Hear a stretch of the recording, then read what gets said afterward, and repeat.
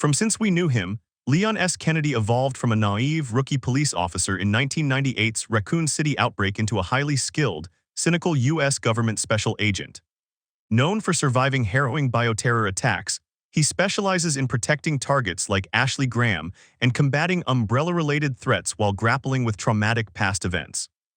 In Resident Evil 9 Requiem, a 49-year-old Leon S. Kennedy is depicted as a dying, veteran agent suffering from Braun City Syndrome, a dormant T-virus strain activated after 28 years.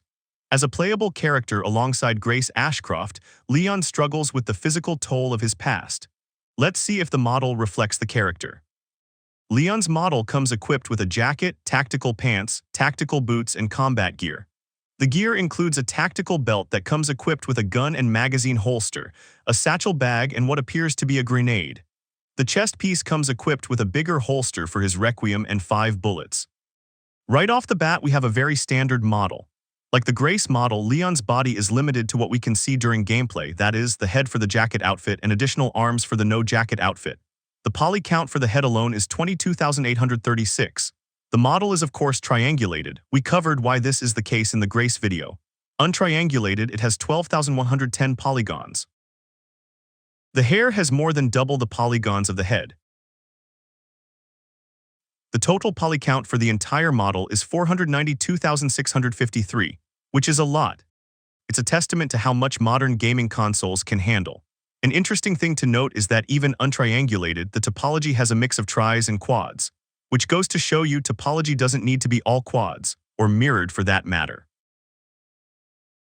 The rig is very similar to what we saw with Grace Ashcroft. A lot of the physics, like the hair and the jacket, are handled with bones. Not much to share when it comes to it. As for the textures, like the Grace models, most of them are combined to save memory. As we saw before, which is a very clever way, assigning different textures to different color channels of the same image. What I wanted to do here is compare this model from Requiem to the one in Resident Evil 4. As you can see, they are vastly different models in terms of shape and topology. You can see even how different the pattern of the hair cap is when you compare the two. The reference model is the same as before, but it looks like they did an overhaul. New scan, new topology, even new textures. Most games reuse the same models.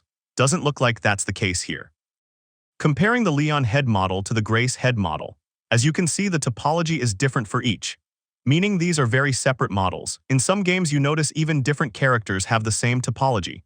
This is usually a result of wrapping the same mesh to different scans. Looks like they spared no expense here. Each character was created from scratch, from scans to the topology to the texturing.